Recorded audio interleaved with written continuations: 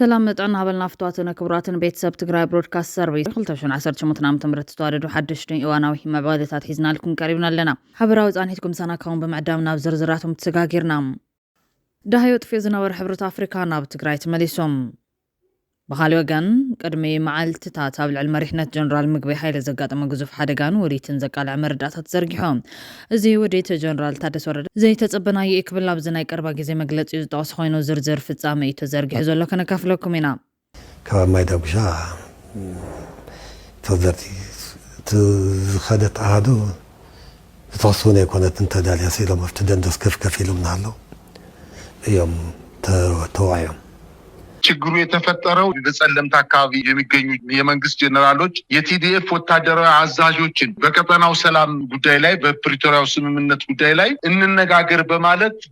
ለውይይት ከጠሯቸው በኋላ በመከላከያ ካምፕ ከተገኙ በኋላ ተማርካቸዋል በማለት እንዲቀመጡ ካደረጉ በኋላ ውጊያው በጀመረ በጥቂት ሰዓታት ውስጥ ደባርቅ ላይ አዳርቃይ ላይ ማይጸምሪ ላይ ሰላማዊ ሰው መፈክር ይዘው እንዲወጡና ሰላማዊ ሰልፍ እንዲያደርጉ አድርጓቸዋል። አሁን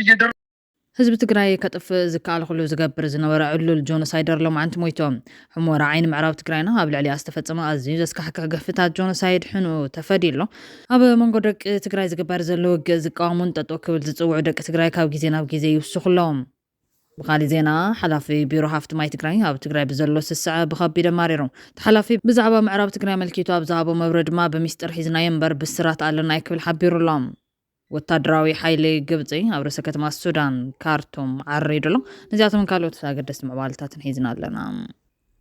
بقدامنت بيرو مقعزة تقرأي من نهاريا كابتو قعزتي بإيتيكينتينغ نمحكم تقادل تحاد أرش بمقرات أو زحلف 3 مليون براتا وكم استقور فليتهم نإيتيكينتينغ زقام زلو أكلات طقمهم زقورو لهم إنها مسرح أغم زحاد صارهم يوم كويلة بيرو فليتهم بيرو مقعزة تقرأي اللو كنتات مقعزة تقرأي كنتات حدقة ترافيك مسارت بمقبارا مسكومشن بوليس تقرأي حبرا مقلت عيبو حلا في بيرو ترانسبورت تقرأي يتادل من قستاب زاو مبري تكنولوجي إيتيكينتينغ بركت زبالة أقام كم فتحة دحر محبار بفلايد ما وزي حقاو موسى تعرف من نهار يزفتر متقال ريغان كم زنكي حابيرو بيت صحفات موقعزيا كتما مالا مسرح تكبرا ايتيكيتينغ تكنولوجي مقام سعود ما بيت مخرج كتما مالا بزتر خبلو ناي زت مدرخ على كونت نبرا امر داعي بصحنا نكبلو ناي تتعدل من قست فليتهم وسي خدما ايتيكيتينغ تكنولوجي بس بزملكات 204 راديو اف ام مال المحبرسب زدناغر ابايتا زي الحقيتهم حلالي في دحر مبال بيرو موقعزيا تقراي ابزي تحتتلو زتم حلالي في مدب سلازغنا كرمي قبايلهم ايتيكيتينغ تكنولوجي بزملكات طقمم زغدلهم قال أكلات التكنولوجيا قام ولا كوانتالو جنا كاب مفلمتو مزملكتهم أكلات بمردان سرعة أرتاوتي هم تقوارزو على مخان زها غيرهم إذا مسرح تكنولوجيا توسخ كاميرات بمقدام زيادة كدفع بار ندحريت كم زي ملسونا رقاقي تولام بتكنولوجيا إيتيكيتينغ تطعيمهم كاب حد حتى قوازين محكم يتقاللتي حدار شب مرات أبز حلف سلسة وارح نكمشن حروينيات تقرأي أستات 4 مليون برأتا وكم استقبر قاليتهم كاميرات هتنقطمينا كاميراتات كنقطن مسبلنا عوص زبل من نهريات كم زولن فلطينا نصانتنا قليخمنا قال ملزول سيرفيسنا حزبي زقدسنا نمبر نصانتنا يقل سبات يكون نصانت يغفف زدلت هاليو كفت صراح ملقاوي كلمه مارص يقول ስለዚህ ተናዕሰ ኣብ ሕድሕድ መናኸርያ ክንደይ ካሜራ ይዘድል ይዝብል ናይ ባዕሉ ስፔሲፊኬሽን ብዝምልከቶም አካላት ወፂዎ ካሜራታት ተገጢሙ ናብዚ ብአይፒ አድረሰን ኮኔክት ተገይሩ ኣብ ስክሪን እንምልከተሉ ታዩ ሰልፍ ወዚሑ እንታይ ከም ዚ ኮይኒልና ደውልና ንድግፈሉ ዓይነት ፈጣን መስርሕ ንምትእታዊና ንከራኸር ዘለና እዚው ድሕረ ጦርነት እንዲ ዓቅሚ የብልና ዝባሃል ኣይኮነን ካብ መንግስቲ ባጀት ሓንቲ ዘውፃና የለን ነትካል አውትሶርስ ጌርና ኢና ሰሪሕና የዘለ حلافي بيرو هافت ماي تقراي بزلو سسع قال نقادو بخبي دماريروم تحلافي بزعام معراب تقراي ملكيتو ابزاو مبره دما بميستر حيزنا ينبر بالسرات اللي نايكبلي حبيرو زلام حلافي بيرو هافت ماي تقراي اب تقراي لعلوكناتن معبل كوين الناس بلو قداي زي حقان نقادو علعيلو بمرار نحلفت زبا وردا كتمان كفله كتمان ابزلوم كوينم زي بحرسكم تكوسدو تصويعهم اي تتخلاي قبر مدن حلافي بيرو هافت ماي تقرايوم نسو حزامري رزقامو زلو قداي زي حقان نقادو خينو نهزبنا ميتميتاو بزبال ملكو زي حقان نقادو نهزبنا كاب لاتين لعلني ቀትርን ለይትን ተሰሊፎም ኣብ ዓለም ተራይ ብዘይፈልጥ ዕማም እናበዝበዝዎ ይርከቡ ክብል ገሊጽዎሎም ኣስዒቡ ድማ ካብ ክልል ብዝተላኸሎም መምርሕን ኣሰራርሓን ብምኽታል ብዘይናሕሲ ተመጣጣናይ ዝኾነ ስጉምቲ ከተዕርፉ ጀመርኩምዎ ስራሕቲ እናመስገና ተጠናኺሮም ክቕጽሉ ኣጥቢቕና ንተሓሳስብ ሓለፍቲ ዘፈር ንግድን ሰደድን ትግራይ ድማ ኣብ ህዝቢ ዝበጽሕ ዘሎ በሰላም ብምፍላይ ሓንጎፋ ኢልኩም ናብ ህዝብኩም ቆላሕታ ከተዕርፉ ንሕብር ክብል ፀዊዑሎም ካሊእ ኣይተ ተኽላይ ገብረመድህን ዝለዓለ ጉዳይ ኣብ መጓዓዝያን ትራንስፖርትን ዘሎ ፀገም ኮይኑ ህዝብና ናይ ኢኮኖሚ ድቀት ከም መፋጡርቱ ክኸውን ልዕሊ ማንም ጸላይ ድግድጊት ተዓጢቖም ዝፍጠሩ ፀገማት ዝሕሉ ወነንታ ኣሽከርከርቲ ዘየላጥ ስጉምቲ ንክዓርፎም ኣብ ዝተፈላለዩ ቦታታት ደው ኢልኩም ትሰርሑ ዘለኹም ትራፊክ ፖሊስ ድማ ዘኹርዕ ታሪክ ክትሰርሑ እዋኑ ሕዚ ይኸውን ክብል ፀዊዑሎም ብተማሳሊ ኣብ ባንክታት ኣጋጢሙ ዘሎ ሕፅረት ገንዘብ ንምቕራፍ ኣብ ኢድኩም ዘሎ ገንዘብ ቅድሚ ዝኾነ መምርሒ ሙራድ ብህፁፅ ናብ ቀረባኹም ዝርከብ ባንክታት ኣታው ክትገብሩ ኣጥቢቕና ንተሓሳስብ ነዚ ምዘይኸውን ግን መንግስቲ ዝተጠናኸረ ስጉምቲ ክዓርፍ ኣብ ተዳልዩ ይርከብ ዝብል መጠንቀቕታ ሓዘል መልእኽቲ ኣመሓላሊፎም ካብዚ ብተወሳኺን ናይ ኩናት ፕሮፓጋንዳ ዝነፍሑ ሚድያታት ኣይንዕገስን ዝበላ ኣይተ ተኽላይ ገብረመድህን ናይ ኩናት ዕንደራታት ኣብ ጠርዚ ንክበፅሕ ወነንቲ ውልቀን መንግስታውን ሚድያታት ወሳኒ ትራ ስለ ዘሎ ንህዝብና ካብ ኣትይዎ ዘሎ ዓዘቕቲ ንምውፃእ ናይ ፖለቲካ መጋባርያ ካብ ምዃን ብምውፃእ ስለ ሰላም ዝሰብኩ ፅሑፋት ክትፅሕፉ በዛ ኣጋጣሚ ከመሓላልፍ እፈቱ ክብል ፀዊዕሎም ኣብ ዝዋን ብፍላይ ኣብ መንጎ ደቂ ትግራይ ዝግበር ዘሎ ደም ምፍሳስ ምኹነይ ንምግባር ብክልቲኡ ገጽ ናይ ኩናት ፕሮፓጋንዳ ዘጓሃሩ ዘለዉ ኣካላት ካብ ዝበዝሐ ህዝቢ ትግራይ ኩነኔ ይገጥሞም ከም ዘሎ ይፍለጥ እዮም ኣይተ ተኽላይ ገብረመድህን ካሊእ ዘለዓሎ ዓብይ ዛዕባ ምዕራብ ትግራይ ኮይኖም ስለ ምዕራብ ትግራይ ዝምልከት ሕገ መንግስታዊ ዝኾነ ስልታዊ ኣከያይዳ ናብ ኢድና ስለ ዝተመለሰ ብስራት ህዝብና ኣብ ምብሳር ኣብ ንርከበሉ ኮይና ተኣናፋይ ፖለቲካዊ ዘለሉ ብውሽጢ ኣብ ኢድና ዝኣተወ ዓወት ከይዕፀፍ ስለ ሰላም ዝስዕሩ ዜናታት እምበር ስለ ኩናትን ትምክሕትን ካብ መፅሓፍ ክንረሕቕ ዳጊመ ከመሓላልፍ እፈቱ ክብል ዝፅሓፈ ኮይኑ ፀገማት ህዝብና ክሳብ ዝቐረፉ ምስ ማእኸላይ መንግስቲ ዘለውና ርክባት ተጠናኺሮም ክቕፅሉ እዮም ርሑስ በዓል 11 ለካቲት መላ ህዝብና ዝብል መልእኽቲ እውን ኣመሓላሊፉሎም ምዕራብ ትግራይ ዝምልከት ሕገ መንግስታዊ ብዝኾነ ስልታዊ ኣካይዳ ናብ ኢድና ስለ ዝተመለሰ ብስራት ህዝብና ኣብ ምብሳር ንርከብ ዝብል ገዚፍ መልእኽቲ ዘመሓላለፈት ሓላፊ ዝርዝር መብርሂ ካብ ምሃብ ግን ተቆጢቡሎም ብኻሊ ወገን ወታደራዊ ሓይሊ ግብፂ ኣብ ርእሰ ከተማ ሱዳን ካርቱም ዓሪዶም ዘመናዊ ድሮናት ግብፂ ኣብ ሱዳን መጥቃዕትታት ከም ዝፈፀማ ሮይተርስ ኣብ ዘውፅኦ ፀብፃብ ኣረጋጊፆም ባይራክታር ኣካንቺ ዝተባሃላ ዘመናዊ ድሮናት ካብ ግብፂ ተበጊሰን ናውጣታት RSF ከም ዘዕነዋ ይገልጽ ፀብፃብ ዝወፀ ኢትዮጵያ ብኣንፈት ቤንሻንጉል ኣብ ኩናት ሱዳን ኣብ ተሳተፈሉ ዘለዋን እዩ ክልተን ሃገራት ብቐጥታን ብተዘዋዋረን ኣብ መሬት ሱዳን ጀመሮ ውግብ ብልዑል ናር ይቕፅላ ኣለዋ ግብፂ ንመንግስቲ ሱዳን ትድግፍ ኢትዮጵያ ድማ ብገበን ጆኖሳይድ ዝድላ RSF እያ ትሕግዘላ ኣብ ዘቕንያት ብኣንፈት ቤንሻንጉል ጉሙዝ ምስ ሱዳን ኣብ ዘዳዊ መስመር ከም ብሓድሽ ዝተወላዕ ውግእ ካብ ኢትዮጵያ ዝተበገሰ እዮም ሱዳን ትሪቡን ኣብ ዘውፅኦ ፀብፃብ ድሮናት ኢማራት ካብ ኢትዮጵያ ኣሶሳ ተበጊሰን ኣብ መሬት ሱዳን መጥቃዕትታት ከም ዝፈንዋ ይሕበር ቤንሻንጉል ጉሙዝ ሓድሽ ናይ ውግእ ግንባር ካብ ዝኸውን እንሆ ልዕሊ 1 ዓመት ይቑፀር ኣሎ ምዕባለታት ሱዳን ብቐረባ ትከታተል ግብፂ ሕዚ ካብ ተኸታታሊት ናብ ተዋሳኢት ዝተቐየረት ትመስል ዘ ኒውዮርክ ታይምስ ብሳተላይት መረዳእታ ሰንዮ ኣብ ዘውፅኦ ፀብፃብ ግብፂ ሓድሽ መዕርፎ ነፈርቲ ከም ዘዳልወት ይሕበር ግብፂ ሓድሽ መዕርፎ ነፈርቲ ኣብ ዝሓለፈ ወርሒ ጥሪ ከም ዝወጋገነት ይሕበር ኣብዚ ስፍራ ቁፅረን ብርክት ዝበላ ዝዓይነትን ዘመናዊ ድሮናት ይረኣያ ግብፂ ብዓይነቱ ፍልይ ዝበለ መጥቃዕትታት ከም እትፍኑ ተንተንቲ ይገልጽሎም ፕረዚደንት ግብፂ አልሲሲ ዋኒን ሱዳን ዋኒን ብሄራዊ ድሕነትና ምባል ይፍለጥ እዮም ኣብ ክልላት ኣምሓራን ኦሮምያን ውግኣት ዝካየድ ዘሎ ዓብይ ውግእ ሱዳን እውን ጎቲቱ ናብቲ ሃገርና ኣስሓቡ ይርከብ ኤርትራ ግብፂ ሱዑድ ዓረብን ኳታርን ሓዊሱ ዝተፈላለዩ ሃገራት ምስ መንግስቲ ሱዳን ዝስለፉ ሃገራት እየን ዓረብ ኢማራትን ኢትዮጵያን ድማ RSF እየን ዝድግፋ ኣብ መንጎ ደቂ ትግራይ ዝግበር ዘሎ ግዝቃውን ጠጠው ክብል ዝፅውዑን ደቂ ትግራይ ካብ ግዜ ናብ ግዜ ይውስኹሎም ሓላፊ ቢሮ መናእሰይ ትግራይ ተሓድሽ ስባጋርስ ነቲ ዝሕዝን ፍጻመ ጸሊም ታሪክ ክብል ዘወገዘ ፈላማይ ላዕለዋይ በዓል ስልጣን ጊዜያዊ ምሕዳር ኮይኑ ኣመራርሓ ሰራዊት ትግራይ ኮይኑ ኣንጻር ጆኖሳይዳውያን ጸላት ትግራይ ዝቃልስ ዝነበረ ቺንግ ቻቻ ብዝብል ዝፍለጥ ትግራዋይ መንእሰይ እውን ነዚ ዝሕዝን ዘነውርን ፍጻመ ብትሪ ተቃዊሞሎም ሎማዓንቲ ያው ብሃምዚ ዓይነት ቪድዮ መጽ ይፈልጥ ግን ሎማዓንቲ ያው ነገራት ላተኻረረ ላኸበደ ስለልመጸ ቦቢለ ያውቱ አው ውሽጥና ተፈጥሮ ዘሎ ጎንፂ ያው ተጋሩ ማለት እዩ ሃም ሐሳብ አነ ለሆነ ነገር ይሐስብሞ እስቲ ተሐሳቢ ከካፍለኩም ልክ አልተኾይን ለይን ምክሮ ብል ሐሳብ የመጽየኩምና ኣብ ክልተ ተጋሩ ልግበር ሎ ጎንፂ ማለት እዩ ኣብ TDF እና ኣብ TPF ማለት እዩ ስለ ኣብ ክልቲኦም ሕዋት ልግበር ሎ ጎንፂ ዓበይቲ ናይ ሃይማኖት መራሕቲ እምቢ ካቦሉና ኣይሰምዒ ካቦሉና نحنا من أسيخ بعقمنا نجارات خبتي خلو يردني بعقمنا ذات غيرنا وكتمال لنا من أسيخ مالتي ذات غيرنا خلوت عبيت عدي حوشنا وبعرق اندرتا تدماميرو مالتي حواويسنا لمن تاي ورا لك التخوين لافتو جنبار خيدنا مالتي لافتو جنبار خيدنا نجارات خبيت خوني خلو يردني جن كنتعرق لين مكر أزوم خلط حواد يوم تفاتير للجونسي كنتعرق لين مكر المخنيات تايو هم حساب زي أكلكم دلي أكومنت أو بوشت مسمر نجاجر نمو زي أنتي عني وحساب أنا تحسب تشريف على تجار تأتمو حواتنا بخلتي وجن يسوى له بخلتي وجن حما نجارات نرلنا بتفيديو بخلو نجارات نسمع لنا أنا إذا كان الفتر توم حواتنا أغربنا لا بالزب لا بين مهن ما لا تربية زورة لما نجار لا بالسلام لا عرق عليهم طول من تايو زي سلام دليت من سيبوشت مسمى رجنيني كلهم تجاروا حواتي مالتنا لا تجار تكلكم يدلو سلام كل ود سب سلام للتجار يعني لي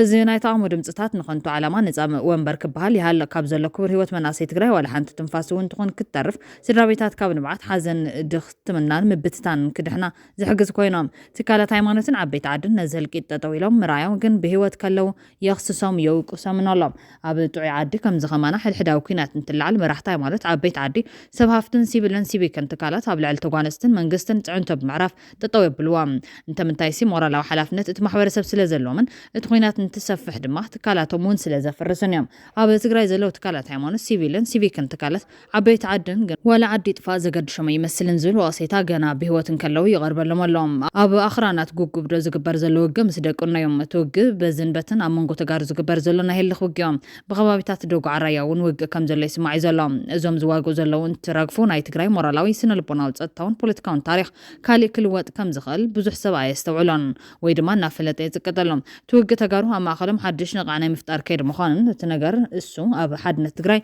توسخ واقع كم زخفلون زرد زلا يمثلن ويف غير الله زبلو بس حزن تكبار حزن وجنات أنتم اللي بزلكم تجارو حزون عبيت عدي سبحفتي مرحت يمانا سيبكن سبيل انتقالات بسلكي باكلن بمحبرة ميديان تعن تكبر لهم كينات تطويبل سلام وزتي جمرنا واليوم أب ما خلزي تعوجا كل ما وجنت زلوا أكلات كاب زيد اللي طرح تكونس بتاريخ نزتولد زحت تعنا وتكبر إيدهم كسحبوا نحتات كبل جباي حزب وركبات تجري تسوي لهم جباي حزب وركبات تجري أبزار بهو تسوي تاب ملاي تجمعات تجري كلهم بوليتيكا ودابتاتن كالوت بهراو تلو زلهم تواساتن نبزة تكمل سوداجمنا نحتى تيلو لهم أبتي كاب جباي حزب وركبات تجري صغار بهو تسوي بخلت يجزل وجناتنا بفتنة تخصصات أو كبلون نزات دلوقت كون مقبار بخل درجة زل الناس بيك محبرات ما راح تكالات هيمانتن شماق العدن مسعب بيت عدتهم نوج كوابتات بمخان نتفعلمتي باستقالة فتنة مجمرة هابتنا يوج سفرة قطيل دمان ما راحتهم أبزل ولو بمركب زدل لبوات عنتن فترنا نابل الزبن كمتو صعرنا متنخار يقبا زبلن كالوت لبواتات نغريمو ملوم كابز كبر زلو كينات حد زترف أبي أحمدن وحداتن السلطان كبلو تقراي كم مطالع كاردز تقام زلو الكسواتن ترحيهم نزي تردو ويقناتنا يمرد ملختي آب غزوم كساب زبصح زي تردوم قلا بخلوت يغزلو تقاروغنا كافت حد وغن كندزي تقارو تقاتلهم كافت حد وغن كندز تقارو تماريخهم نابلو فوتوتاتن فيديوتاتن يزرقحو لهم بخمز يوم زبالة آرحيقهم زي حسبو زبحقو لبامات جن حاونو حاو قتلو حاونو حاو ماريخو زركب ترفيلن ولادي تجراي تمالي كم قوتلي نايزرقفو دق حزنن غوهان الناتواريو جنا نبعتاي دران زلهم تجراي سلام يحرم وانبر دمص طيايتن دمص مدافعن كاب زي فلا على 5 عامت كوين الله حزون تهون بسلاماو زتن بمردان كفتح صعرتات يقبر دماو كينات تطويبال بمال حبو كينات زوادو تجراي بهزوز دو كبل صوي عملهم ازي دمص زي يعريك سمع تجراي بزقاتل دقا كتنبع زقبر زلو حدحداو قچت تطو كبل جنا صعر زدليوم ازي حماناي تاريخ አጋጣሚ ኮይኑ ደቂ ሓንቲ ማህፀን ሕዋት ኣብ ከባቢታት ጨርጨርን ወጀራትን ካልኦት ቦታታትን ግንባር ፈልዮም ብከቢድ ብረት ብዝተሓገዘ ኩናት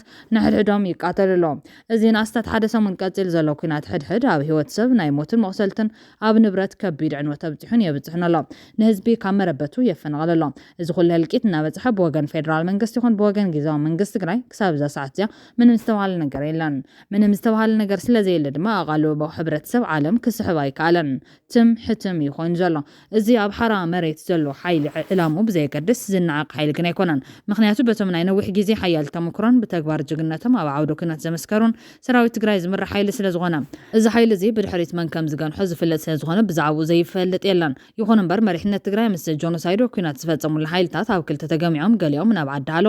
ገሊኦም ድማ ናብ 4 ኪሎ ሰጊዶም ንተዓረቕ ንፃመድ ነበሉ ናብ ሓራ መሬት ወሪዶም ብዝሕዋቶም ተጋሩ ዘይዕረቕሉ ምክንያት እንታይ ትግራይ ኣብ ዝሕዚ ሰዓት ንውግእ ሕድሕድ ዝሽከም እንግዳ ይብላን ኣዶ ትግራይ ንባዕላ ስርዓት ኣይደረቐን መስዋዕት ውላደን ኣሚነን ዘይተቐበላ ኣኖታት ትግራይ ክሳብ ሕዚ ይነብዓይን ዘለዎም ኣዶ ትግራይ ደበስ እምበር ዳግማይ ኩናት የድልያን ኣዶ ትግራይ ንውግእ ሕድሕድ ኣሕዋት ክቕበል ዝኽእል ሕልና ይብላን ስለዚ ህዝቢ ትግራይ ብሓፈሻ መሪሕነት ትግራይን መራሕቲ ሃይማኖትን ቅዱሳት ተጽዕኖ ፈጠርቲ ተጋሩን ብፍላይ ነዛ መንጎ ክልተ ኣሕዋት ተወሊዑ ዘሎ ናይ ጥፋት ኩናት ደው ንክብልን ብሰላም መንገዲ ንክፍታሕን ብህፁፅ ተበገሱ መዓዝ ሎሚ ሓፋሽ ንቓሕ መሪሕነት ተበራበር ሓዊና መላእ ትግራይ ከይሳወር ምንተ ሰላም منبركا جگنت ينبر فرح يكونن جنرال ودان طرو نام مغاله مصيخا عرق حتت از جگنت ينبر فرح يكونن جنرال يوحنس مديت نام حارا مريت وريدخا عرق حتت از جگنت ينبر فرح يكونن دكتور دبرزين مس بريزيدنت تادس ورد نام حارا مريت وريدخم عرق وردوم از جگنت ينبر فرح يكونن من تسلام بركا خا معصاف من تسلام مزمار جگنت ينبر فرح يكونن نسلام نقالس من تسلام مسوات نخفل نشرح وقع حد حوات تقارو زساور حوي بحبار نفشلو بزول مالختي قدوس تقراي سلامون أرايات حسنا كنزازم نابكالي حبريتات سقاقيرنا قدم معلتات ابل علم مرحله جنرال مكبهالي زقاطم غزوف حدغان وديتن زقالع مرداتات زرغيحم ازوديت جنرال تادس ورده زي تصبناي كبل ابزناي قربا غيزي مغلص يزداس خوينو زرزر فصامي تزرغيح زلام ز حدغኛ وديت دحر مشال دما ابي احمد بقطع زمزز حدغኛ حدش اجندا دغي مفشيلولام ابي حمورا دحري اوطين وزفشل وديت ابارلما غريبو امحرا مس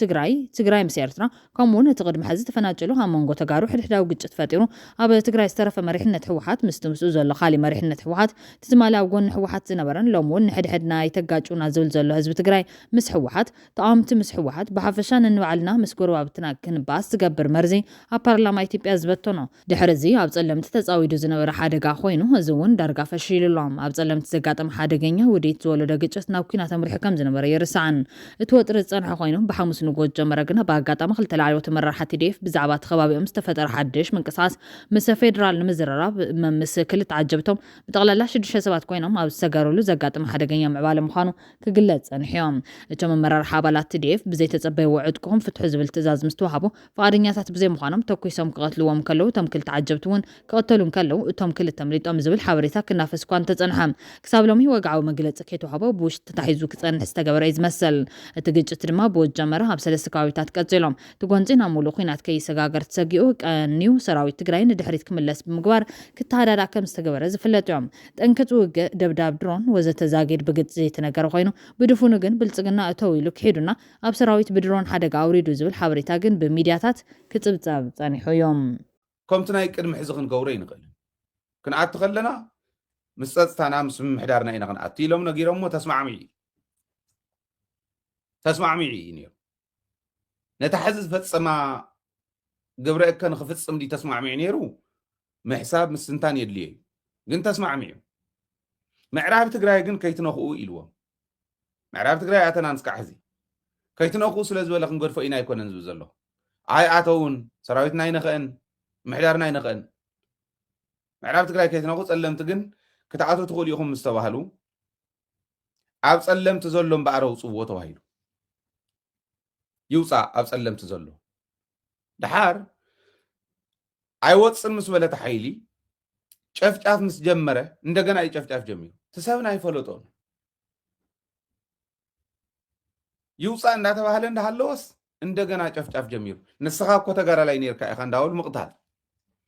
ንስኻ እኮ ቤተሰብካ ተጋራ ላይ ያለካ እዩ ኣብቲ ሓራዝ እኒሄ ናይ ትግራይ መሬት ኣብቲ ግዜያዊ ምሕዳር ዘመሓድሮ እንዳውል ምቕታል ሰብ ተሰዲዱ ግደፉ ንላዕለውን ናፍተው ዘለውን ግደፉ ምስተባህለ እምበኣርኩም መፁና እዮም ተባሂሉ እዩ ተጀሚሩ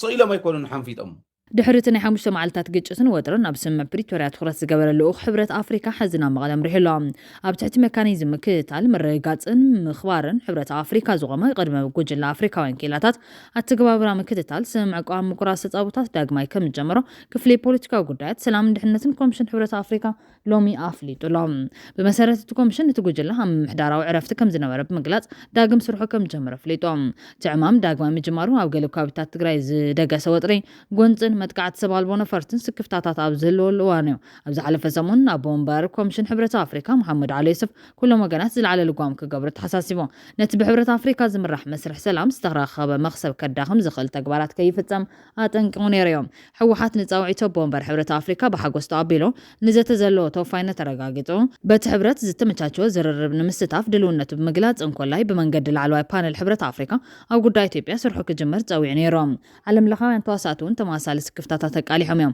ሕብራት ሃገራትን ሕብረት ኣውሮፓን ክልቲኦም ዳግማይ ግጭት ድሕሪ ምቁራጽ ተጻውታት ንስተራይ ምዕባለታት ንድሕሪት ክመልስ ሓደጋ ከም ዘለዎን እዚ ድማ ኣብ ልዕሊ ሲቪላትን ዝባዊ ምርግጋዕን ከቢድ ሳዕቤን ከም ዘስዕብን ኣጠንቂቖም ነይሮም እዮም ንምዃኑ መበገሲ ዝኸቢድ መጠንቀቕታታት ዓለም ዝኾነ ኣብ ልዕሊ ብብርጋዴር ጀነራል ምግቢ ሃይሊ ዝምራሕ ክንፊ ሰራዊት ትግራይ ተጻዊዱ ዝነበረ መጻወድያ እንታይ እዩ ንዝብል ብወገን ክልል ኣምሓራ ዝነበረ ምንቅስቓስ ዝምልከት ሓበሬታ ሕዚ ወፂሎም ሓበሬታ ኣብይ ኣሕመድ ኣብ ፓርላማ ኢትዮጵያ ቀሪቡ ህዝብታት ትግራይን ኣምሓራን ንምብላዕ ዘኣወጁ ኣዋጅ ቅድሚኡ ኣብ ጸለምቲ ጠጂዎ ዝፈሸሎ ንህዝቢ ክልል ኣምሓራ ናብ ኩናት ተኽቲቱ ንሱ ኣብ ሓዊ ክልቲኦም ህዝብታት ኮፍ ኢሉ ክስሕን ከመይ ታንጢ ከም ዝነበረ ዘመልከት ትግራይን ኣብይ ኣሕመድ ኮነ ኢሳያስ አፈወርቂ አሚና ኣብ ከምዚ ዓይነት መጻወድያ ከይተኣቱ ትምህርቲ ዝህብ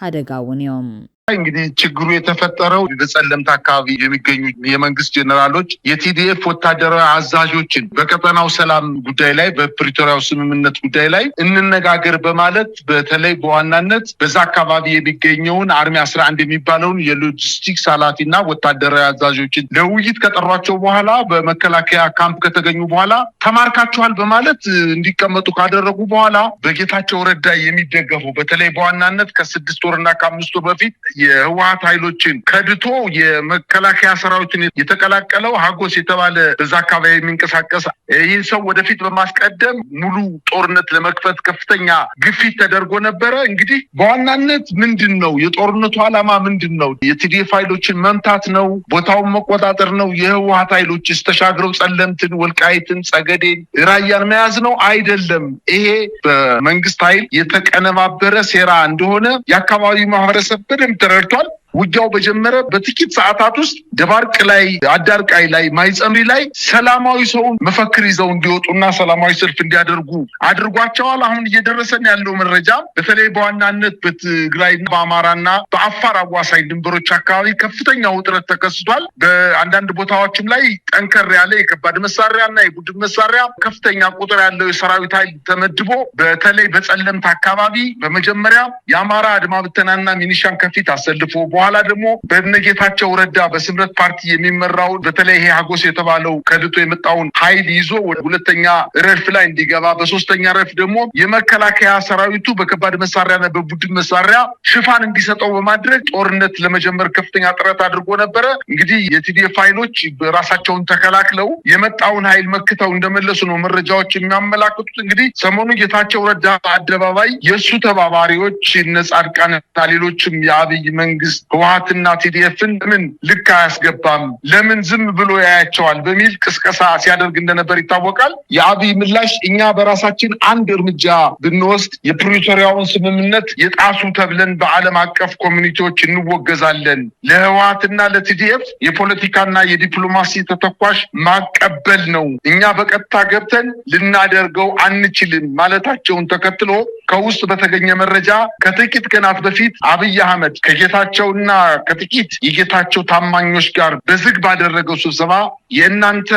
የትግራይ የሰላም ኃይል የሚባለው ጦር ከቲዲኤፍና ከቲፒኤፍ ጋር ውጊያ ቢገጥም የውስጥ ጉዳይ ስለሚሆን ዓለም አቀፍ ማህበረሰቡ እኔን የሚከስበት ምክንያት አይኖረውም ስለሆነም በአፋር ግንባር ብቻ ሳይሆን በራያና በጸለምት ግንባር እናንተ ውጊያ ብትጀምሩ እኛ ከኋላ ሙሉ ድጋፍ እናደርግላቸዋለን የምትፈልጉትን መሳሪያ ተተኳሽ እንሰጣቸዋለን የሚል ሐሳብ አቅርበው እነጌታቸውን በአብይ ሐሳብ ተስማምተው ስራ ጀምረዋል ስለሆነም ቲዲኤፍን በሶስት ግንባር ማጥቃት እቅድ ይዞ እየተሰራበት እንደሚገኝ ነው መረጃዎች እያመላከቱ የሚገኙት ይህ እቅድ ሁለት ዓላማዎች አሉት አንዱ ህወሓትንና ቲዲኤፍን እንዲሁም ጊዜያዊ መንግስቱን አሽመድምዶ ለነጌታቸው ስምረት የሚባል የዳቦስም ይወጣለትን ግን በሚገባ ከብልጽግና ጋር ሲጋባ እንዲግባባ በእውነተኛ ስሙ የትግራይ ብልጽግና የሚባለውን ቡድን የበላይነት እንዲያገኝ በማድረግ የብልጽግና ፓርቲ የትግራይ ክፍል እንዲኖረው ማድረግ ሲሆን ይህ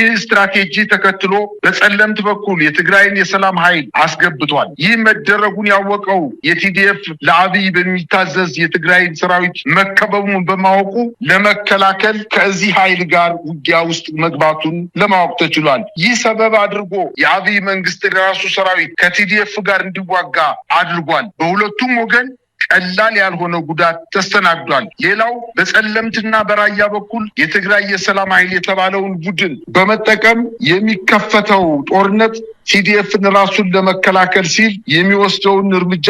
ራያና ወልቃይትን መልሶ ለመያዝ የተጀመረ የህዋት እንቅስቃሴ አድርጎ በማቅረብ በህዋትና በፋኖ በኩል የተጀመረውን በትብብር የአብይን አገዛዝን እንደምስስ የሚለውን ትልም እንዲሰናከል ማድረግ ዋነኛ ዓላማው እንደሆነ ይናገራሉ። የውስጥ አዋቂዎች እንደተገኘው መረጃ የአማራና የትግራይ ታጋዮች በጋራ የአብይን አገዛዝ ለመታገል ከፈለጉ በትግራይ በኩል ወልቃይትንም ሆነ ራያን በወታደራዊ ዘመቻ ለመያዝ የሚደረግ ጥረት እንደማይኖር ከነዚህ ሁለት አካባቢዎች ጋር በተያያዘ ችግሮች አብይ አህመድ ከተወገደ በኋላ በሁለት ወንድማማቾችና እህትማማቾች ህዝቦች በሰላማዊ ውይይት ሊፈታ እንደሚችል ነው። ይህ ስምምነት በፋኖና በቲዲኤፍ ብቻ ሳይሆን በሶስተኛና በአራተኛ አካላትም አማካኝነት በተደረገ ውይይት የተደረሰበት እንደሆነ ውስጥ አዋቂዎች ይናገራሉ። ይህን መረጃ ያጋራናቸው አንድ የኢትዮጵያና የቀጠናው ፖለቲካ በሚገባ የሚያውቁ ስማቸው እንዳይጠቀስ የፈለጉ የፖለቲካ ሰው ሁኔታው በጣም የተወሳሰበ እንደሆነና ፋኖን የትግራይን የሰላም ኃይሎችን ኤርትራን የጨመረ ጦርነት ሊቀሰቀስ የሚችልበት እድል ትልቅ ነው ሲሉ ይናገራሉ። እዚህ ላይ ፋኖ እና ቲዲኤፍ ሁለቱም ከስሜት ነፃ ሆነው የተሸረበባቸውን ሴራ ማጥፋት አለባቸው ሲሉ ይገልጻሉ። የቲዲኤፍን ሰዎች አብይ እያደረገ ያለውን በዝርዝር ገልጸው ቲዲኤፍን ራሱን ለመከላከል እርምጃ ከመውሰድ ውጪ በራያም ይሁን በወልቃይት ግንባር የሚገኙ ቦታዎችን በኃይል ለመያዝ ዓላማ እንደሌለው ይህ አካሄድ የፕሪቶሪያውን ስምምነት መጣስ እንደሚሆን ሆኖም አብይ አህመድ ራሱ መስራት የፈራውን እነጌታቸውን የተጠቀመ በሶስት አቅጣጫ ሲከበን ራሳችንን ለመከላከል ወደኋላ አንልም፣ ይህን የአማራ ህዝብ ታጋዮችም ይወቁልን በማለት ተናግረዋል። በፋኖ በኩሉም ሀቁ ይህ መሆኑ በደንብ አጣርቶ ወያኔ ወልቃይትንና ራያን በጦርነት ለመያዝ ሲንቀሳቀስ ዝም ብሎ እየተመለከተ ነው። ለምን ወጥቶ አያወግዝም? ለምን ከአብይ ኃይሎች ጋር ሆኖ ቲዲኤፍን አይመክትም ለሚለው ይህን የሚያደርግበት የአማራ ህዝብ ስለከዳ ወልቃይትን ለወያኔ አሳልፎ ለመስጠት ነው የሚለው ፕሮፓጋንዳ ነቅተንባቸዋል። አችንን ከአብይ አገዛዝ ላይ አንነቅልም፣ ተባብረው ይመቱናል በሚል ስጋት ሁለቱን ኃይሎች ለማጋጨት በአማራ ፋኖ ውስጥም ወልቃይትን ከህዋት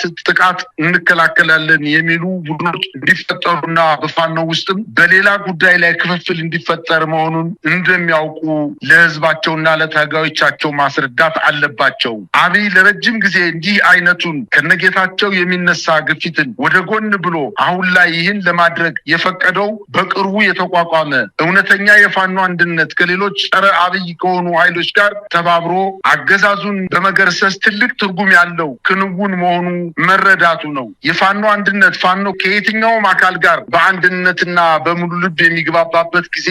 መቃረቡን አብይ አህመድ አሁን በሚገባ ተገንዝቧል። ሁለቱ ቡድኖች ለመተባበር ያሳዩትን ፍላጎት በፍጥነት ወደ ተግባርም ቀይረው ሌሎችንም ስርዓቱን የሚገዳደሩ አካላትን ጨምረው የአብይ አገዛዝን ከኢትዮጵያ ህዝብ ጫንቃ ላይ በፍጥነት የማንሳት ስራውን ቢጀምሩ አገዛዙን እድሜውን የማራዘም እድሉን ሙሉ በሙሉ ያመክነዋል ብለዋል። በጣም ነው ማመሰግነው። እንግዲህ ቀደም ሲል ያቀረብክልን በጉዳዩ ላይ ለአንከር ሚዲያ ቅርበት ያላቸው ወገኖች የላኩልን ሪፖርት ነው። ለተከታተልነውም ይሄ በጣም አደገኛ በሆነ መልኩ አብይ አህመድ ሴራ የጎነጎነበት እንደሆነ ህዋቶችም ይህንን ለመመከት ወደ ውጊያ ውስጥ የገቡበት ሁኔታ እንዳለ ምናልባት የጀነራል ታደሰ ወረደ መግለጫ ደግሞ ነገሩ በዚህ ደረጃ ይስፋፋል ብለን አልጠበቅንም በሚልም ወደ ድርድርና ውይይት እንዲመጣ የሚፈለግ እንደሆነ የገለጹበት ነው። እዛ አካባቢ ብዙ እጆችን ያሉት ብዙ ኃይሎችን ያሉት እንግዲህ ጊዜያዊ አስተዳደሩ ከህዋት ከቲዲኤፍ ከሚባለው ሰራዊት ጀነራሎች ጋር ምን ያህል እየተናበቡ ነው የሚለውም በራሱ ብዙ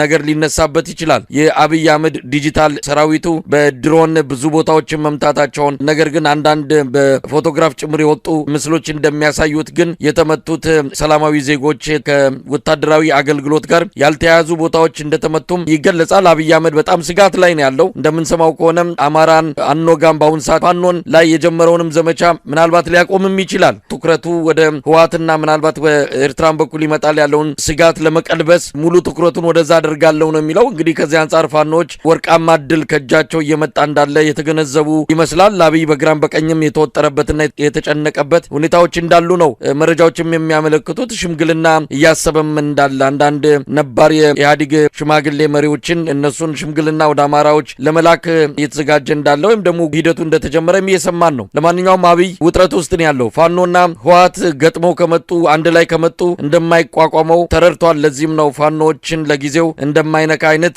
ፍንጭ እየሰጠ ያለው ትኩረቱን ወደ ትግራይ ብቻ እያደረገ የሚገኘው። እስቲ ምን ልናይ እንችላለን? አብይ አህመድ በመጨረሻ ካርዱን ስቧል። ይህን የሳበውን ካርድ ራሱ የሚቃጠልበት ይሆናል የሚል ተስፋ በብዙዎች ዘንድ አድሯል። ለማንኛውም ምንድን ነው እየሆነ ያለው? መሳይ ጦርነቱ ከመከሰቱ አንድ ቀንና ሁለት ቀናት በፊት እኮ በትግራይ ክልል ያሉ አጠቃላይ በተለይ በዋናነት በትልልቅ ከተሞች ላይ በመቀሌ፣ በአክሱም፣ በአዲግራት፣ በሽሬ እና በትልልቅ የዞን ከተሞች ላይ ባንክ ገንዘብ የለም በማለት ህብረተሰቡን መጀመሪያ ማጨናነቅ ነው የፈለጉት። ስለዚህ ህብረተሰቡ ጦርነት ሊነሳ ይችላል የሚል ስጋት እንዲፈጠርበት እና ፍርሃት ውስጥ እንዲወድቅ ለማድረግ ከፍተኛ ጥረት አድርጓል። በኋላ ደግሞ ጦርነቱ ከመነሳቱ አንድ ቀን በፊት እንደዚሁ የኢትዮጵያ አየር መንገድ ትኬት ቆርጦ በጉዞ ላይ የነበሩ ሰዎች ደርሶ መልስ ትኬት ቆርጠው አዲስ አበባ የመጡ ሰዎች ምንም ምልክት ሳይታይ ወደ መቀሌ አትሄዱም፣ ከመቀሌ ትኬት የቆረጡ ሰዎችም ወደ አዲስ አበባ አትሄዱም በማለት ምንም ጦርነት በሌለበት የኢትዮጵያ አየር መንገድ ጉዞ ክልከላ በማድረግ ህብረተሰቡን ማስቸበር መጀመሪያ ቅድሚያ ይዞ ነበር። እንግዲህ ከ5 እና ከ6 ወራት በፊትም በአፋር ክልል በኩል በተለይ በዋናነት ቲፒኤፍ የሚባለው በነጌታቸው ረዳ የሚመራው በነጻድቃን የሚመራው በመከላከያ ሰራዊቱ ድጋፍ የሚደረግለት ኃይል ከፍተኛ እንቅስቃሴ አድርጎ በተለይ በዋናነት በሰቆጣ በኩልም እንዲሁ በራያ በኩልም መንቀሳቀስ አለባችሁ ብሎ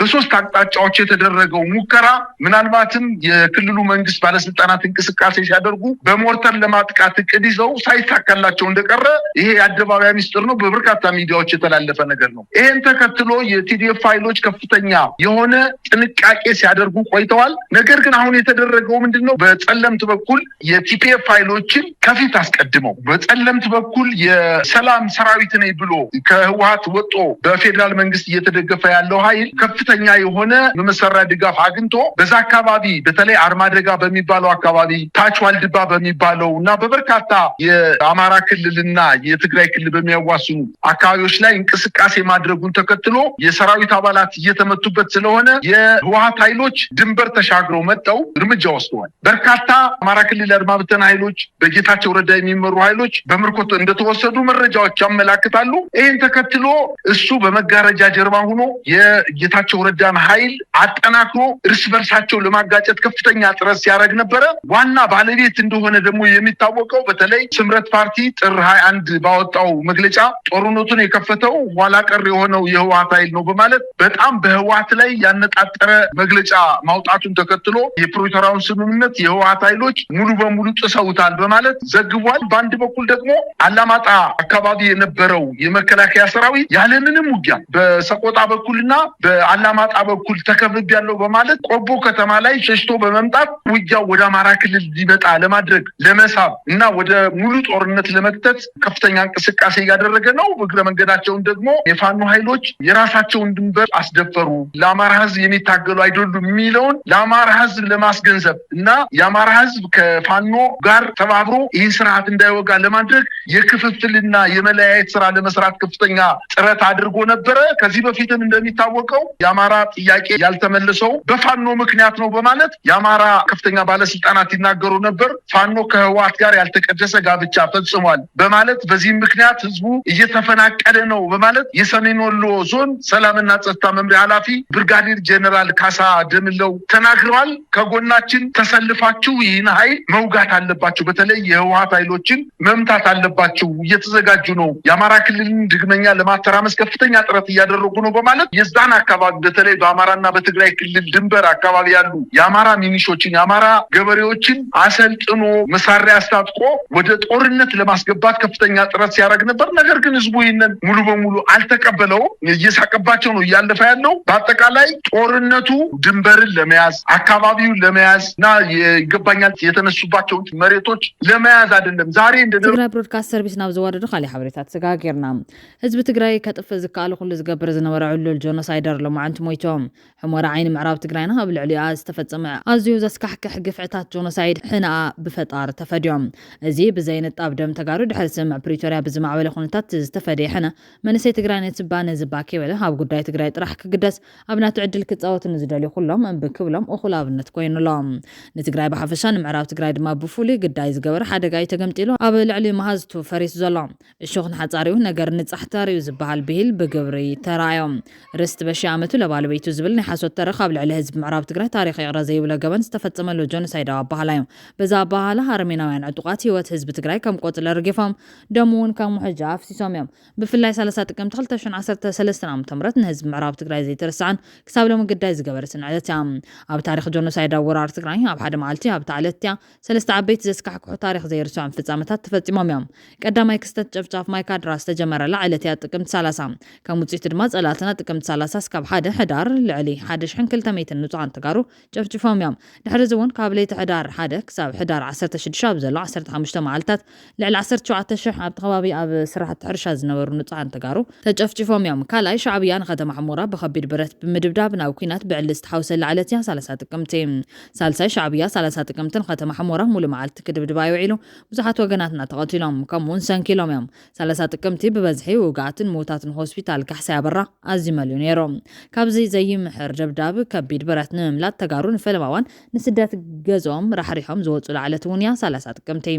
ምስ ኣብይ ኣሕመድ ዝተላፈነ ሰራዊት ሻዕብያ ካብ ኦም ሓጀር ተበጊሱ ናብ ቀራቅር ባዕኸር ሕሙራ ኣትዩ ሕሙራ ብመዳፍዕ ሓመዳን ላዕል ገይሩ ዳንሻን ዓዲ ጎዘሞን ብመዳፍዕ ናብ ገሃነብ እሳት ቀይሩ ኣብ ሙሉእ ትግራይ ኣብ ዓለምና ተራይ ዘይፈልጥ ጆኖሳይድ ዝፈፀመ መለማመድ ሞት መለማመድ ዓመፅ ደቂ ኣንስትዮ መለማመዲ ዕንወት ትካላት ኮታስ ምዕራብ ትግራይና መለማመዲ ሰይጣናዊ ስራሕቲ ምሕዳር ኣብይ ኣሕመድን ኢሳያስ ኣፈወርቅን ዕጡቃት ኣምሓራን እያ ኮይና ንምንታይ ግና ኸም ኮይኖም ስለምንታይ ሻዕብያ ብዝተፈላለየ መልኩ ንሕሞራ ብመድፍዕ ሓመድ ገይሩ ዝተቋፀራ ንምንታይ ሚልዮን ህዝቢ ትግራይ ኣብ ምዕራብ ትግራይ ተጨፍጭፉ ዝብል ሕቶ ብዘይካ ውሕደት ዝበዝሕ ትግራዋይ ይፈልጦን እዮም። ሽዑ ምስ ኣብይ ኣሕመድ ዝፀመደ ህግደፍ ትግራይ ከም ዘይነበረት ክጠፍእ ዝገብር ትልሚ ሓንፂፁ ጀናይ ወልደ ጊዮርጊስ ብዝብል ስም ኣብ ኩናት ትግራይ ክጅመሩ ውሕድ መዓልትታት ምስ ተረፉ ብዘርግሖ ፅሑፍ እዚ ግዜ ንዓና ወርቃዊ ግዜ እዩ ንተጋሩ ብኩናት ዝቕተል ቀቲልና ዝመዛበለ መዛቢልና ዝስደደ ሰዲድና መሬት ትግራይ ምስ ኣምሓራ ተመቒልና ትግራይ ካብ ፀበለብና ኣረጋውን ላዕሊ ውዳበ ከይህልዋ ጌርና ኤርትራዊ ሃገራዊ መንነት ንዕንብበሉ እዋን ሕዚ እዩ። ምዕራብን ደቡብን ትግራይ ንኣምሓራ ሰሜናዊ ክፋል ትግራይ ንኤርትራ ጌርና ብኩናት ዝዓረደ ህዝቢ ትግራይ ናብ ካሊእ ከባቢ ኢትዮጵያ ከም ዝስደደን ኣብኦም መንነቱ ከም ዝወሓጥን ጌርና ዝተረፈ ህዝቢ ድማ ንየመን ከም ዝስደድ ዝገብር መንገዲ ፀሪግና ካብኡ ዝተረፈ እንታልዩ ድማ ሰራሕተኛና ክንገብሮ ንኽእል ዕድል ሕዚ ተረኺቡሎም። ነዚ ንምግባር ድማ መራሒና ኢሳያስ ኣፈወርቂ ጎብለል ናይ ዝጎደቦ ኮይኑሎ ዝብል ሰነድ ዝተዘርግሐሉ ግዜ ድሮ ኩናት ትግራይ 2013 ዓ.ም ኣብ ወርሒ መስከረም እዩ ነይሮም። እዚ ዝኸውን ንምግባር ድማ ኣብይ ኣሕመድ እውን ንትግራይ ብምዕራብን ደቡብን ዘሎ ግዛእታ ንኣምሓራ ንምሃብ ኮሚሽን ወሰን ዝበሃል ሕገ መንግስታዊ መሰረት ዘይብሉ ኣውፅኡ መሬት ትግራይ ክጥረር ዝህንደደሉ ወቕቲ ምንባሩ ይርስዓን። ንሻዕብያ እውን ዝደልዮ መሬት ትግራይ ሂቡ ክንዲ ግንባር ብዕራይ ትኸውን ትግራይ ከትርፍ ወዱ ይሰርሕ ምንባሩ ከም በዓል ኤርትራዊ ህግደፋዊ ፕሮፌሰር ኣስመሮም ለገሰ ዝኣመሰሉ ዘራእቲ መርዚ ብግልፂ ይዛረብዎ እኳ እንተነበሩ ብዘይካ ነቲ ብሸነኽ ኣምሓራን ብልፅግናን ዝነበረ ንትግራይ ንምብትታን ዝዓለመ ምንቅስቃስ ብሸነኽ ህግደፍ ንዝነበረ ተመሳሳሊ ድሌት ግና ዘስተውዓለ ትግራዋይ ዳርጋ ኣይነበረን ምባል ይካል። ፕሮፌሰር ኣስመሮም ለገሰ ናይ ኦሮሞ ስርዓት ገዳ ንዓለም ብምልላይ ዝፍለጥ ውልቀ ሰብ ኮይኑ ብኣንጻሩ ግን ኣብ ልዕሊ ትግራይን ህዝባን ዘይሓውፅሉ ዘለዋ እዮም። ጽሎ ድማ ትግራይ ከመይ በታቲካ ትበርስ ዝብል ሕንፃፅ ኣውፅኡ ምዕራብን ደቡብን ትግራይ ከምኡውን ብኤርትራ ገጽ ዘለዉ ዓድታት ሸንሽኑ ምስ ኢትዮጵያውያን እምበር ምስ ተጋሩ ክንዕረቕ የብልናን ክንተዓረቕቲ ኮይና እውን ከምቲ ናይ ደቡብ ኣፍሪካ ወይ ሩዋንዳ እዩ ክኸውን ዘሎ ብማል ዝምጉት ዝነበረ እዮም። ግዛታት ትግራይን ኣብ ኣምሓራ ኤርትራን ከመይ ክቆራረሱ ከም ዘለዎም ክገልጽ እንከሎ ድማ ዝተወሰደ መሬት ዋላ ኣብ 1000 ዓመት ናብ በዓል ዋኑ ከም ዝምለስ እዩ ተደርፂጡ ዝምጉት ነይሮም። ርስቲ በሺ ዓመቱ ለባለቤቱ ዝብል ናይ ሓሶት ተረኽ ተጠቒሙ ድማ ኣብይ ብኮሚሽን ወሰን ከመይ ንትግራይ ክዘምታ ከም ዝሓንፀፀ ኣብቲ ቅድሚ ኩናት ዝነበረ ዘረቡ ብታሕጓስ ይገልጽ ነይሮም። ከም ዝብሉ ብዛዕባ ወልቃይት ዝዛረቡ ከለዉ እንታይ ይብሉ ወልቃይት 82 مئتاويت والقايت هذا مهور كواطاتو يكونوا زو 82 مئتاويت كابول قايت تجرينيا يزاربوا بال أنا أقول ملتي زبون تايو 100 مئتاويت كام حرينيا زاربوا تجراي تعباي تجراي سي خمتاز نبرتا بجك بعد ما خيدا عجم ملسي ولا بجك بعد ما تحالو كله خمتا قعاشي صوم سيرو ما نورو كم عينو كم يجي كسلام كقبت خل مسيو نو واي تسايب انا مش إثيوبيا حجز له خنتات كنري خلنا زعرقوا لما قد زلوا يمثلنا أبكو بزح كال بوتاتات ولا لهم عينة صقمات أب محرر له أب كالوت بهرات له بزي حقهم قد تتحزم مريتات له حجن كله بحال أكفت حيز وزلوا كوميشن أداليو نخلو فتح حيز وزلوا نقولوا ناي كوندرنا أكل بشامة تورست لبالويتو زبالة زرر ولا شح عمت حلفه رستي تمرشون أبو الناتاتي زم الله سولاد أمراله إذا ألبهم تسفروا محجزهم نيرن تجرا ንሱ ጥራሕ ዘይኮነስ ካድረታት ትግደፉን ንሳቢ ኣሕመድ ኮይኖም ንትግራይ ከመይ ዝሕቁዋ ኣብ ቤት ቲያትር ኤርትራን ማዕኸን ዜናን በኣደባባይ ዝገልጹ ዝነበሩ ኮይኖም ትዝሃቅን ወድማ ክሳብ ዓቕሞም ዝፈቐዱ ንትግራይ ዓንዮም ትግራይን ኣብ ዝሕዚ ወዳቕቶ ዘላ መከራክታቱ ገይሮም እዮም ይኹን እምበር እዞም ኣብ ልዕሊ ህዝቢ ትግራይ ብፍሉይ ኣብ ሙሉእ ህዝቢ ትግራይ ድማ ብሓፈሻ ታሪክ ይቕረዞ ይብሎ ገበን ዝፈጸሙን ክፍኣቶምን ተገምጢልዎም ብዘይንጣብ ደም ትግራዋይ ማስቃ ህልቂት ህዝቢ ትግራይ ዝለመንዎ ሰተት ኢሉ መፂዎም እቲ ጽምዶ ተበታቲኹ ንሳቶም እውን በብሓደ ይቕዘፉሎም እኖም መወዳእታ ግና ሕዚ ብናይ ሕሙራ ማስቃ ህልቂት ደቃ ፈሪዱሎም እሾኽ ንሓፃሪኡ ነገር ንጻሕታሪ ዝብል ብሂል እውን ብግብሪ ተራእዩሎም ርስቲ በሻመቱ ለባለቤቱ ዝብል ናይ ሓሶት ተረኽ ሒዞም ኣብ ልዕሊ ህዝቢ ምዕራብ ትግራይ ታሪክ ይቕረዘ ይብሎ ገበን ዝፈጸሙን ክፍኣቶም ተገምጢልዎም ኣሎም ንትግራይ ከጥፍኡ ዝወፈሩ እንዳግደፍ መራሕቲ ትግራይ ኩም ዝሃብኹም ከምቲ ርስቲ በሻመቱ ለባለቤቱ ዝበልኩምዎ መልሲ ዝብል መርደ ካብ ኣብይ ኣሕመድ ሰሰሚዖም ናብ መቓብር የምርሕሎም ከምቲ ትግራይ ናይ ኤርትራን ኣምሓራን መሬት ወሪራያ ርስቲ በሻመቱ ለባለቤቱ ዝበልዎ ኤርትራ ክትንፅል እንከላ ናይ ኢትዮጵያ ዓሰብ ዘሚታ እያ ተባሂሎም እዚ ኤርትራ መንዚዓቶ ዝተባሃለ ወደብ 1000 ዓመት ዘይኮነ 30 ዓመታት ጥራሕ ዝፀንሐ ስለዝኾነ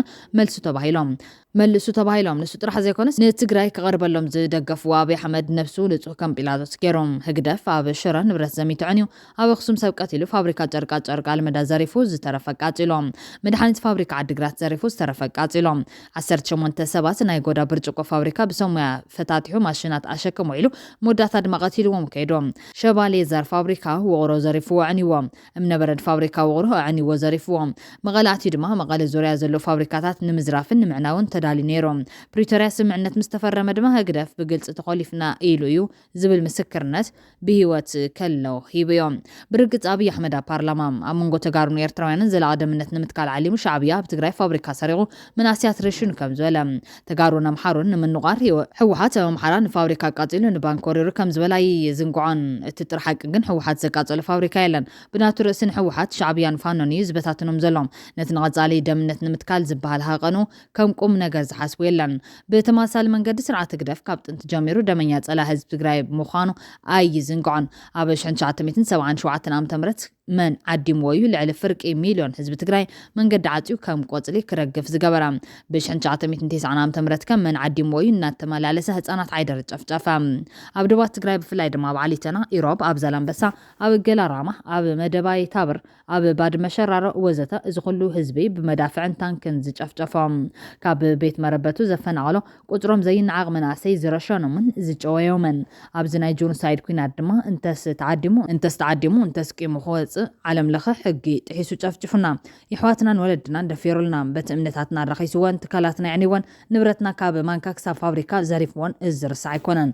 سرعة تقدف يتعدم دمينيات على حزب تقرايم تزي عدمون يقدف نيرو إيزب الأمنتي باللين دحرو على بريتوريا وانتخوليفنا إيزبالا بروفيسور أسمرهم لقاسد ما دقافي والكملكاو هقدف كوينو اتناي بروفيسور تمرتو بمورالن فتحن كي تتعملو جونسايداو كينات تقراي كاب مقوهار بتوسخي أبقون نزود حزب إرترا كيكونا يوتو حالف اللهم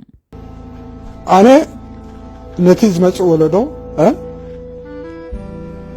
كورح كخيل على وقت السوزبيا بنقول خان أرق الخيلنا مس وياني جنا زجبروا جبنات كي تقبلوا خي أمنوا له أرك خنقبلنا من بعض عشنتي ትግራይ ተዳልዩ ኢሎም ዘውፅኦ ካርታ ላይ ኩነትን ታብዙ ዓባይ ትግራይ ምሳንታዮም ገይሮም ካብ ጎንደር ጭርም ኣቢሎም ካብ ወሎ ጭርም ኣቢሎም ካብ ኤርትራ ጭርም ኣቢሎም ዓባይ ትግራይ ፈጢሮም ክሳብ ሕጂ ላታካርታ ክሳብ ሕጂ ናይ ትግራይ ካርታ ከሪኡ ከለዎ ልክዕ ንሳያ ዘርእዎ They don't alter it in any shape or form. كلنا ولا بعد ما يعجز بوتا حزة تحنسيس تكاتع كلته تنكر تخلوت كنا قالوا هم لاش نا يقولوا زوجته ولا أكلنا يقولوا رايا أكلنا يقولوا ليرا أرمي أنا حرام ولا يه بحالهم من مستقاي زامد يقولوا هذي as long as ننجي أم زوجته مريت مو خبام حرام كلتي خلاص حرام كان يقول له أم حرام وينون كابان حكا ولا زوجته له كابون در زوجته الزبوت أخلصي أمونغو أمني أمونغو حرام سلام مسيح بعد زبتي زي بتعرفيتهم كتكون يعني أقرفهم يوم كاب كل خاز حتى من مريت حمرة أكل ناي قندري نيرو هجينا مريتهم جرموا الله هجي زي سي هو حال مو حج سلام كن قبرينا موت من جينا مريتنا وزرنا مريت كنا ركبنا خبلو اليوم ويانا أنا that's not what they're saying no أكلنا ينزلوا حالينا أنت ينزلوا بزعوا والقيت زاروا خلوس أنت يقولوا والقيت سي 80 كلتا مئتاويت والقيت هذا خمهور كواتاتو يخونو زو 80 كلتا مئتاويت كابول قيت تقرينيا يمزارو بل أنا خانو أقول ملتي زبون تايو 100 مئتاويت كام حرينيا زارو